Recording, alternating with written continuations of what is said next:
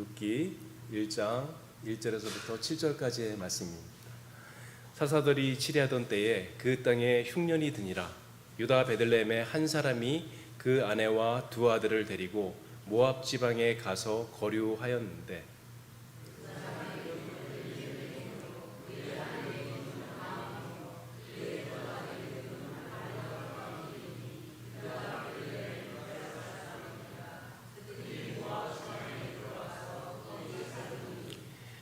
나오미의 남편 엘리멜렉이 죽고 나오미와 그의 두 아들이 남았으며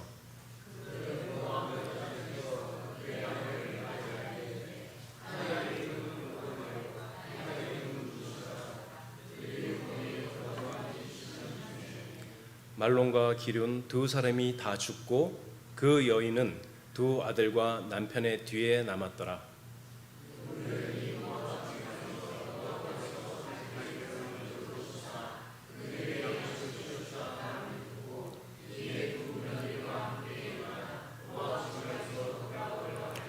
함께 읽으시겠습니다.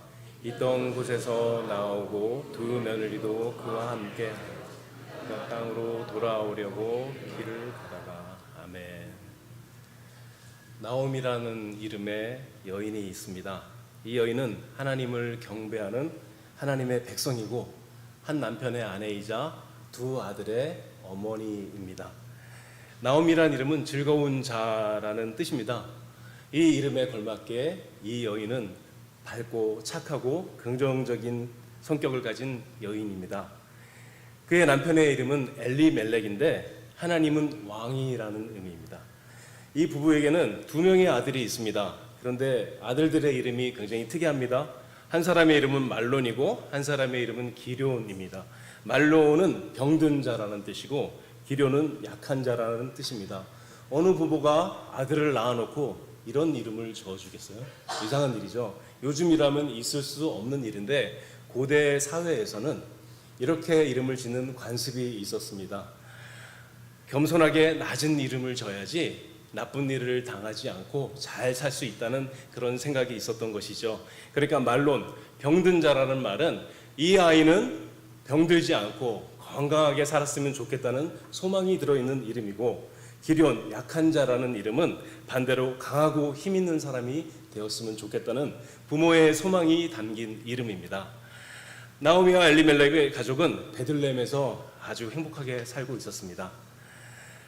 게다가 남편 엘리멜렉은 성실하고 착한 사람으로 가족들을 잘 살게 하기 위해서라면 자신의 건강도 돌보지 않고 열심히 뛰어다니면서 일할 만큼 책임감이 강하고 착실하고 남편이었고 우리들이 생각하는 전형적인 아버지였습니다. 그래서 그런지 이 가족은 재산도 어느 정도 있었습니다. 어느 정도 살만한 재산을 가지고 있었어요. 1장 21절에서 이렇게 이야기합니다. 나오미가 얘기하는 거예요. 내가 풍족하게 나갔더니, 베들레헴에서 떠나갈 때 풍족하게 나갔다, 이렇게 말하고 있습니다. 다른 나라로 이주할 때 풍족하게 나갈 만한 재산을 가지고 있었던 것이죠. 아마 베들레헴에 땅도 있었고 집도 있었고 양이나 소도 상당히 많이 가지고 있었을지 모르겠어요. 어쨌든 다른 나라로 이주해서 살 때도 풍족하게 살 수 있을 만한 재산을 가지고 있었습니다. 그리고 두 명의 듬직한 아들이 있었죠. 아들 두 명이 있으면 얼마나 듬직할까요?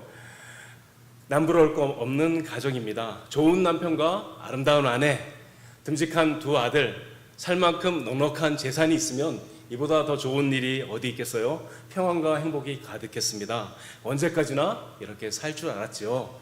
그런데 위기가 찾아옵니다. 베들레헴이 있는 가나안 땅에 흉년이 들기 시작합니다. 흉년이 드는 이유는 여러 가지 있을 수 있지만 크게 두 가지를 얘기하죠. 하나는 병충해이고 하나는 가뭄입니다. 병충해 중에 대표적인 게 메뚜기 떼예요. 메뚜기 떼가 날라오는 그 다큐멘터리를 한번 본 적이 있습니다. 수백만, 수천만 마리의 메뚜기 떼가 날라오는데 크기가 얼마나냐면 이렇게 손가락만한 크기의 메뚜기가 아니라 큰 놈은 손바닥만한 큰 메뚜기입니다.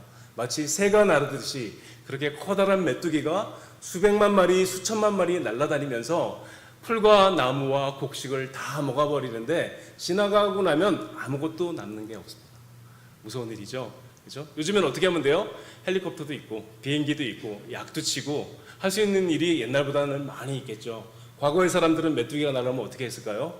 횃불을 들고 곡식 앞에 섭니다. 농작물 앞에 서서 몇 줄로 쓴 다음에 전쟁을 하듯이 메뚜기와 전쟁을 벌여요. 열심히 하늘에다가 불을 휘저었죠. 여기저기 불을 피워놓고 난리를 치지만 결국 메뚜기가 이깁니다. 다 먹고 사라져 갑니다. 왜 이길 수 있을까요?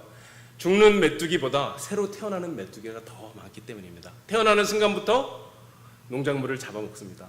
그러니 메뚜기를 이길 수가 없는 것이죠. 메뚜기 떼가 휩쓸고 나가면 그 해는 흉년이 드는 것입니다. 또 대표적인 흉년의 이유는 가뭄이겠죠. 아마 지금 읽고 있는 본문도 가뭄이 들어서 이 사람들에게도 흉년이 들었다고 생각합니다. 요즘에도 흉년이 들면 어렵죠. 비가 안 오면 얼마나 힘듭니까? 많이 발달했는데도 비가 오지 않으면 농사를 제대로 짓는 게 힘든데 과거 사사기 시대에 비가 오지 않는다면 끔찍한 일인 것이죠. 엘리멜렉은 어떻게 해서든지 지금의 행복을 지키고 싶었습니다. 너무나 당연한 일이죠. 한 집안의 가장이라면 어떻게 해서든지 가정을 지키는 게 최우선입니다. 우리는 다른 사람들의 생계에 대해서 돈 벌기 위해서 애쓰는 것에 대해서 함부로 얘기해서는 안 됩니다. 돈 버는 일은 고단한 일이고 생계를 위해서 애쓰는 일은 칭찬을 여러 번 해줘도 괜찮은 일이죠. 신앙의 잣대로 남의 직업을 함부로 말하거나 남이 돈 버는 내용에 대해서 함부로 말하는 것은 그렇게 정당하고 좋은 것이 아닙니다. 아무리 적은 돈을 벌어도 그리고 아무리 보잘것없는 일을 할지라도 땀 흘리고 수고해서 일하고 있다면 그 사람은 하나님께서 주신 의무를 충실하게 행하고 있는 사람이죠. 제가 늘 교회에서 하는 얘기가 있는데요. 직장 땡땡이 치고 교회에 와서 일하지 마라. 신앙이 좋은 것이 아니라 신앙이 안 좋은 것입니다. 그죠? 하나님께서 주신 직장이라는 의무를 땡땡이 치고 내팽개쳐 놓고 교회에서 일하면 복 받을 것이라고 생각하지 마라. 그게 신앙이 좋은 것이 아니다. 그죠? 하나님께서 주신 생명을 유지하기 위해서 돈 벌기 위해서 애쓰고 노력하는 것은 무엇을 하든지 잘하는 일인 것입니다. 엘리멜렉은 가족회의를 엽니다. 여보, 우리가 지난 1년, 2년 어떻게 잘 버텼는데 계속 흉년이 들면 우리 재산 다 사라지고 우리 어떻게 살겠습니까? 우리 어떻게 할지 한번 회의를 해봅시다. 잠깐만 다른 나라에 피해 있다 옵시다. 옆집에 사는 철순에도 모압으로 피난을 갔는데 우리도 거기 가서 소나기는 피하고 다시 베들레헴으로 돌아옵시다 하고 회의를 했겠죠.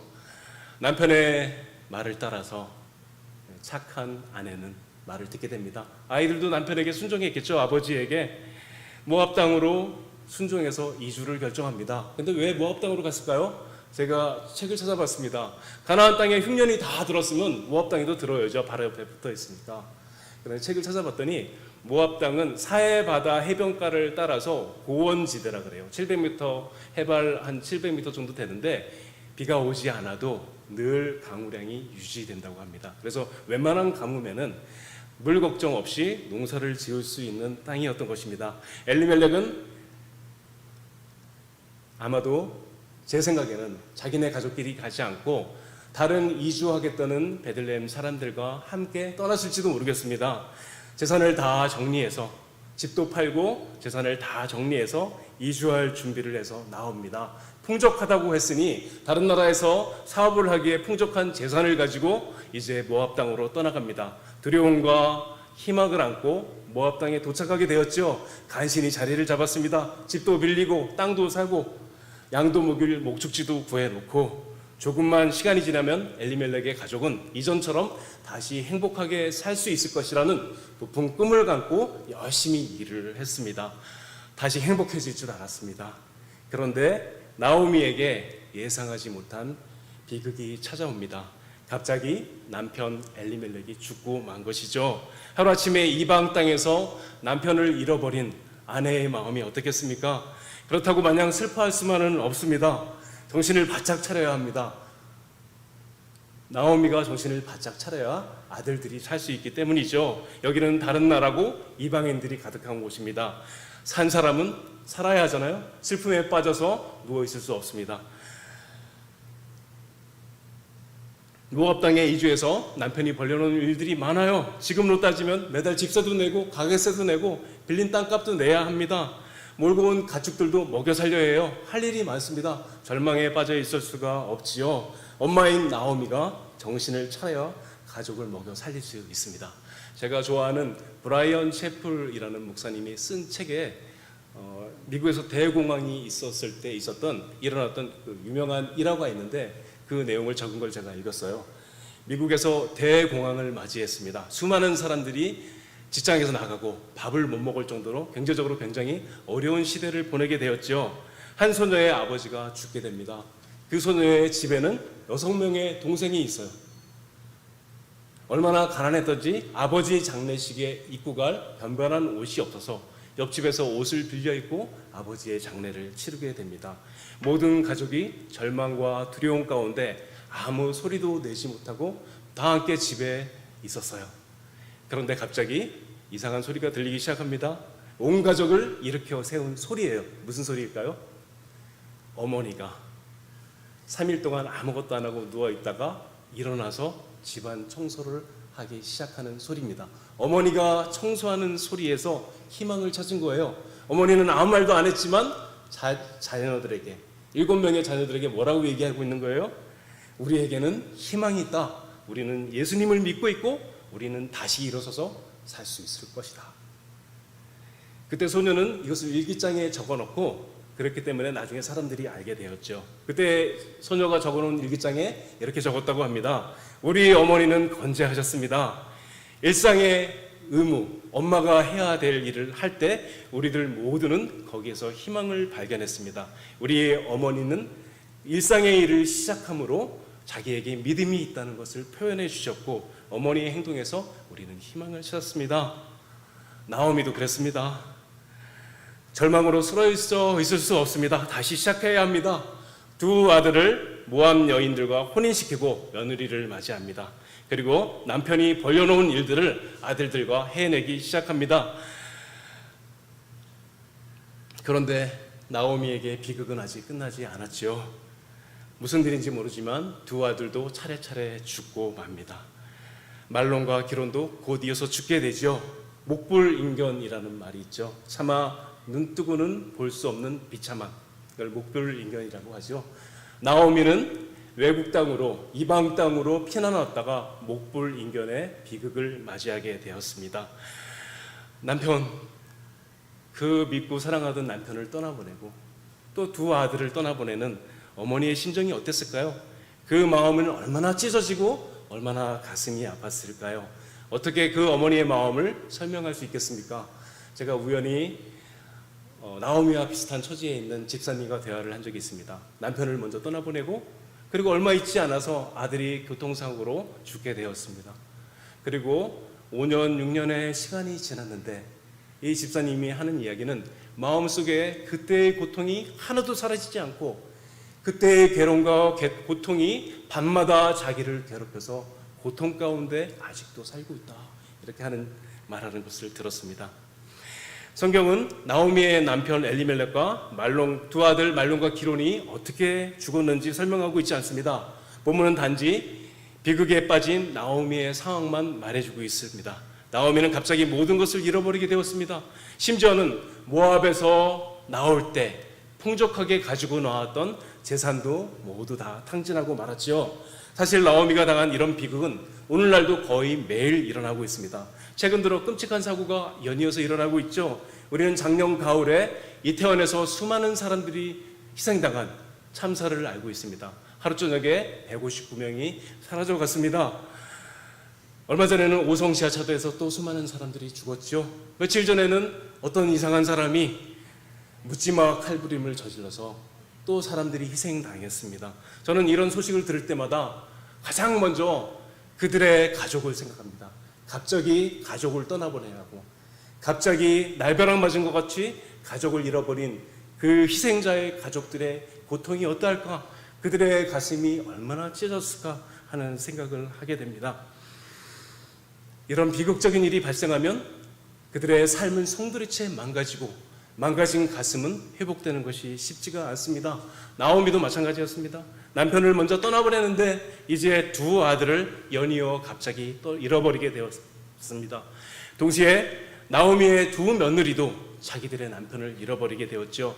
나오미의 가정과 삶은 완전히 파괴되었습니다. 비참과 절망만 남게 되었습니다. 나오미는 왜 이런 일을 겪게 되었을까요? 왜 나오미에게는 이런 일이 일어났을까요? 왜 흉년을 맞이해야 됐고, 왜 다른 나라로 이주해야 했고, 왜 남편이 죽고 두 아들마저 죽어야 했을까요? 왜일까요? 우리는 그 이유를 알 수 없습니다. 우리는 성경이 죄 때문에 일어난 일이라고 정확하게 말하지 않는 어떤 일에 대해서도 죄 때문에 일어난 일이라고 말해서는 안 됩니다. 우리는 타인의 불행과 고통에 대해서 그것이 그 사람의 죄 때문이라고 절대로 말해서는 안 됩니다. 그것이 죄 때문인지 아닌지 우리가 알 수가 없으며 그 일은 우리에게 속한 일이 아니라 하나님께만 속한 일이기 때문입니다. 우리가 알 수 없는 일입니다. 우리가 할 수 있는 일은 그 괴로움과 고통에 빠진 사람과 함께 울고 함께 아파하는 것이 우리가 할 수 있는 일의 전부인 것입니다. 우리가 알 수 있는 한 가지가 있죠. 지금 나오미가 당하고 있는 고난은, 나오미가 겪고 있는 고난은 그 이유는 죄악된 세상에서 살고 있기 때문이라는 것입니다. 온 세상은 죄의 저주 아래 있고 죄의 저주 아래서 신음하기 때문에 고통과 고난과 슬픔과 아픔과 죽음이 끊임없이 쉬지 않고 모든 사람에게 찾아옵니다. 이 죄악된 구조가 완전히 사라지기 전까지는 이 모든 일들은 절대로 멈추지 않을 것입니다. 그 가운데 나오미도 이런 비극을 겪게 되었습니다. 어떤 분에게 복음을 전한 적이 있습니다. 예수님 믿으세요. 예수님 믿어야 구원받습니다. 그분이 저에게 이런 반론을 합니다. 예수님을, 하나님이 살아있다면 왜 죄 없는 사람들이 죽고 죄 없는 어린아이들이 죽고 해마다 여름 태풍이 나와서 수많은 사람들을 죽게 하느냐? 그리고 하나님이 살아있다면 예수 믿는 사람들은 왜 그렇게 많은 고난을 당하느냐? 저에게 물어봤습니다. 왜일까요?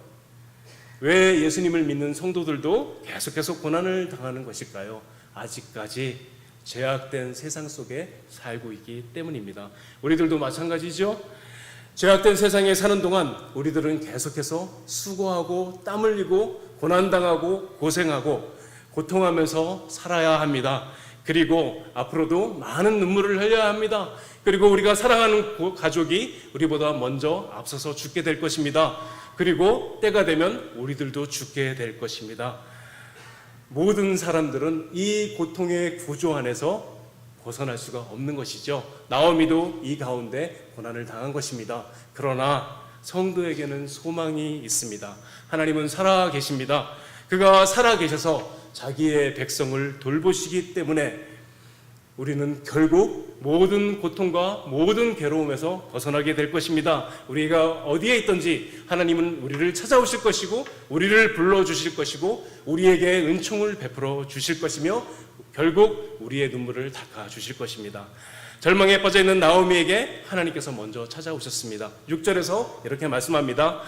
그 여인이 모압 지방에서 여호와께서 자기 백성을 돌보시사 그들에게 양식을 주셨다 함을 듣고 이에 두 며느리와 함께 일어나 모압 지방으로 돌아오려 하여. 하나님께서 나오미의 귀에 하나님께서 하신 일들을 듣게 해주셨습니다.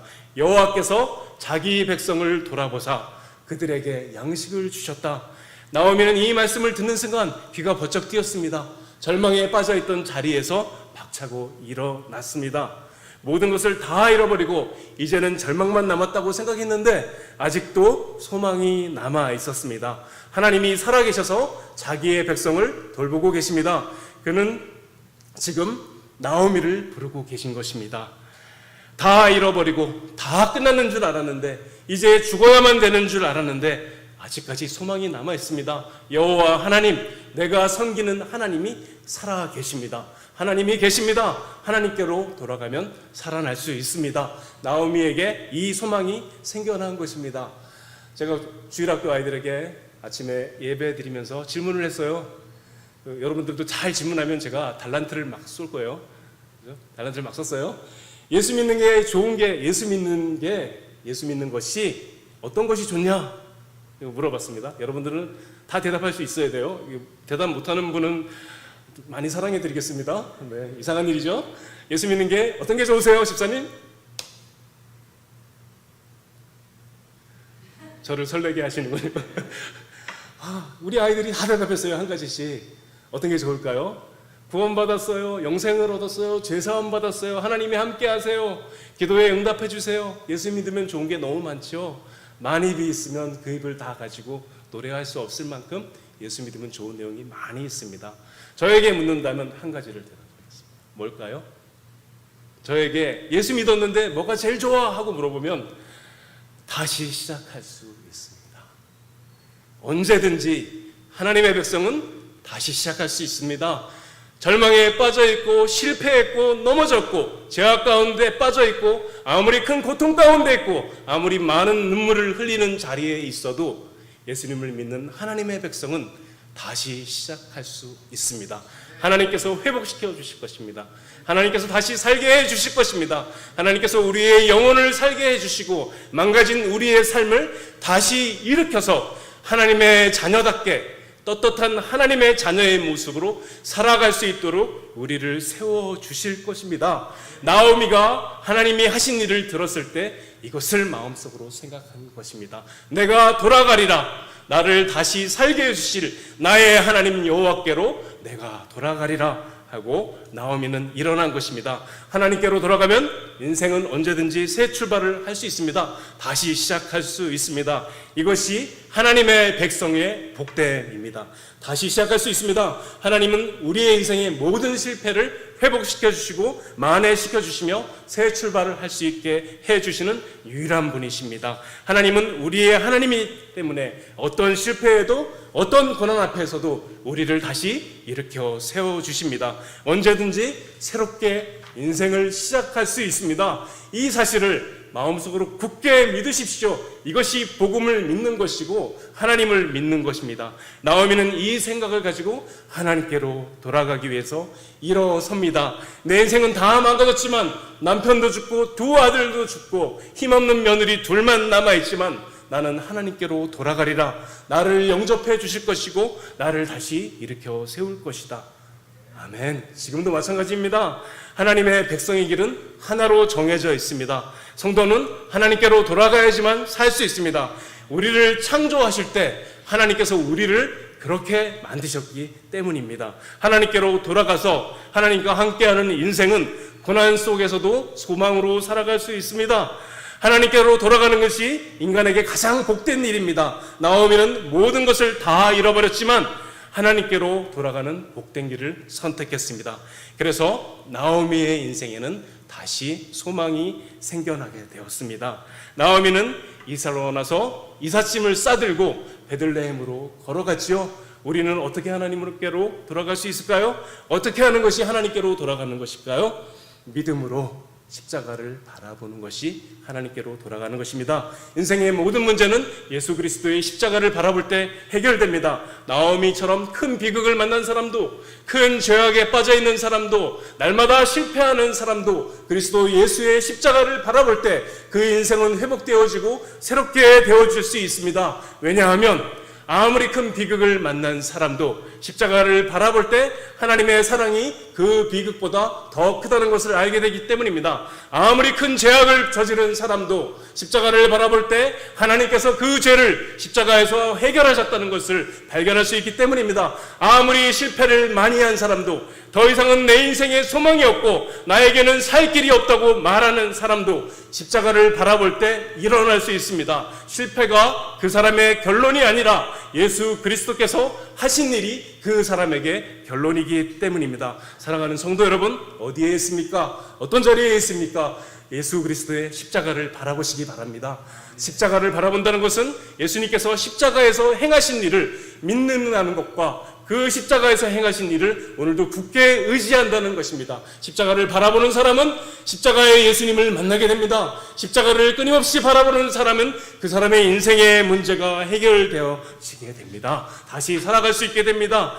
하나님께서 나오미를 불러서 다시 일으켜 세우신 것처럼 우리를 불러서 십자가를 바라보기를 간절히 원하십니다. 십자가를 바라보십시다. 어느 자리에 있든지 어떤 상태에 있든지 결심하십시오. 제가 오늘부터 예수 그리스도의 십자가를 바라봅니다. 여호와 하나님께로 다시 돌아갑니다. 저를 살려주시옵소서. 저를 회복시켜 주시옵소서.